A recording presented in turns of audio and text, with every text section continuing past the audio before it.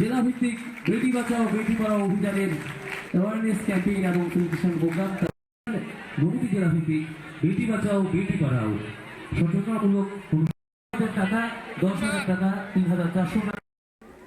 শিক্ষার সঙ্গে সঙ্গে খেলাধুলা থেকে শুরু করে সাংস্কৃতিক থেকে শুরু করে অলমোস্ট সমস্ত দক্ষতা বৃদ্ধির জন্য যা করতে তা আমাদের করে ফেলি।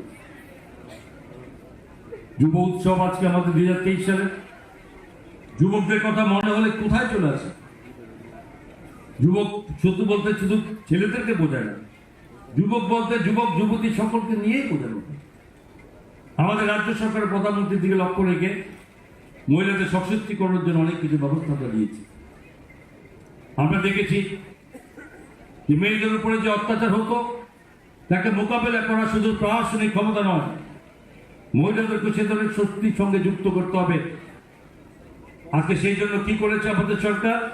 সরকারে বসেই আমরা 10% রিজার্ভেশন করেছি যে পুলিশের চাকরির ক্ষেত্রে রাজ্যের 10% মহিলাদের সঙ্গে থাকবে কম্পালসারি।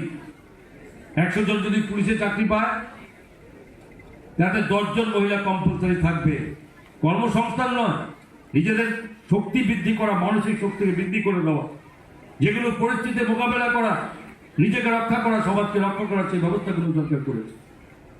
সরকারি চাকরির ক্ষেত্রে 33% রিজার্ভেশনের প্রস্তাব সরকার রেখেছে। এই সমস্ত কিছু দিয়ে প্রমাণিত হয় যে মহিলাদেরকে ছোট করে নয়, তাদেরকে সর্বাধিক গুরুত্ব দিয়ে সরকার চিন্তা করে। প্রধানমন্ত্রী যে এবারও জনগৃহীত আইন অনুযায়ী মহিলাদের অগ্রাধিকার দেওয়া হয়েছে। এগুলো এই বয়স থেকে যারা এই স্কুল স্টুডেন্টস, তাদের থেকে ভাবতে হবে যে আমার কি করণীয়, আমার কাছে কতটুকু সরকার, যে আগামী দিন সরকার বিচার করে যে সমভাবে যাতে মহিলারা এগিয়ে যেতে পারে, সেই পরিকল্পনা নিয়ে সরকার চিন্তা ভাবনা করেছে। যুবকদের ক্ষেত্রে আজকে যুবকদের কথা বললে আমাদের কার কথা বলতে হয়?